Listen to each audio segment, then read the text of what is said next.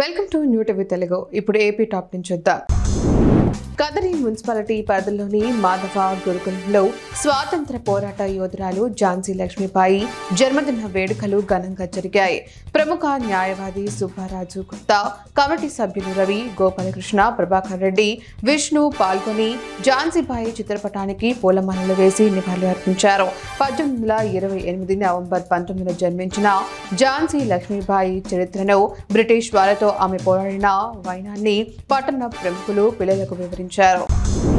చిత్తూరు జిల్లా కాణిపాక వరసిద్ధి వినాయక స్వామి వారిని మహారాష్ట్ర ఎంపీ అజిత్ మాధవరావు గోపాల్ తన కుటుంబ సమేతంగా దర్శించుకున్నారు.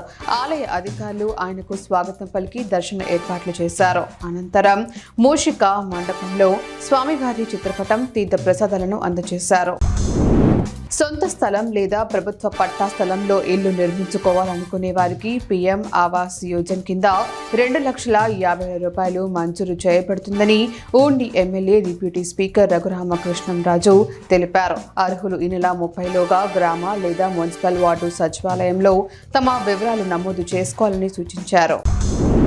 ఇటీవల కాలంలో బాలికలపై జరుగుతున్న లైంగిక వేధింపుల నేపథ్యంలో వారికి రక్షణ కల్పించాలనే ఉద్దేశంతో ఒక ప్రైవేటు సంస్థ అవగాహన ర్యాలీ నిర్వహించింది. ఈ ర్యాలీలో ప్రభుత్వ పాఠశాల విద్యార్థులు పాల్గొన్నారు.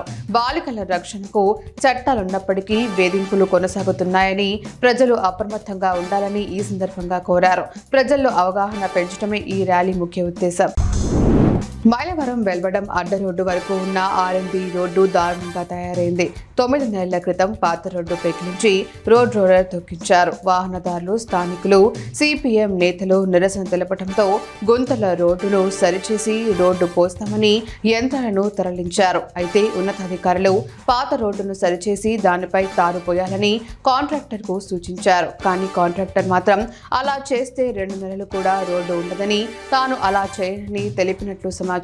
దీంతో మైలవరం వెల్వడం రోడ్డు నిర్మాణంపై హై డ్రామా నడుస్తోంది. తొల్లూరు మండలం వెంకటపాలెం గ్రామంలో తిరుమల తిరుపతి దేవస్థానం 2వ ప్రకారము నిర్మాణానికి భూమి పూజకు ముఖ్యమంత్రి చంద్రబాబు నాయుడు 27వ తేదీన రానున్న నేపథ్యంలో అధికారులు ఏర్పాట్లను పరిశీలించారు. ఈ పరిశీలన కార్యక్రమంలో గుంటూరు జిల్లా కలెక్టర్ తమీం అన్సారియా, గుంటూరు ఎస్పీ జిందాల్, తొల్లూరు పోలీసులు, దేవస్థానం అధికారులు పాల్గొన్నారు. అధికారులు ఏర్పాటు చేసిన ఏర్పాట్లను కలెక్టర్ మరియు ఎస్పీకి వివరించారు. నరసన్నపేట ప్రధాన రహదారిలో సెంట్రల్ లైటింగ్ ఏర్పాటు కోసం గత వైసీపీ ప్రభుత్వం రహదారిని విస్తరించింది.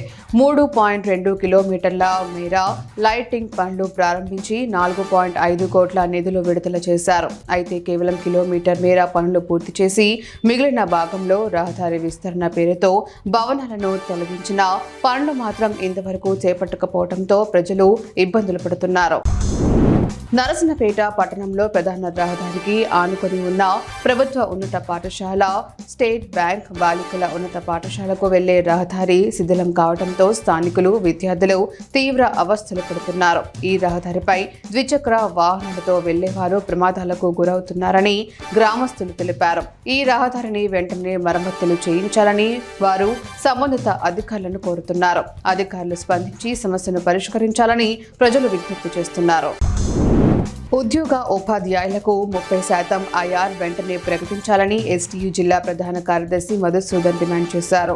తంబలపల్లె ఎంఆర్సీ కార్యాలయంలో జరిగిన ఎస్టీయూ నాయకుల సమావేశంలో ఆయన మాట్లాడుతూ 2 ఏళ్లుగా పెండింగ్లో ఉన్న పే రివిజన్ కమిటీని తక్షణమే ఏర్పాటు చేసి ఉద్యోగుల సమస్యలను ప్రభుత్వం పరిష్కరించాలని కోరారు. ఈ కార్యక్రమంలో రాష్ట్ర జిల్లా, మండల ఎస్టీయూ నాయకులు పాల్గొన్నారు.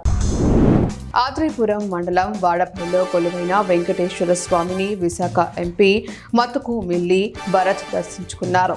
ఆలయానికి చేరుకున్న ఎంపీకి స్థానిక ఎమ్మెల్యే బండారు సత్యానందరావు స్వాగతం పలికి శాలువా, పుష్పగుచ్చంతో సత్కరించారు. అనంతరం ఎంపీ భరత్ స్వామివారిని దర్శించుకొని ప్రత్యేక పూజలు చేశారు.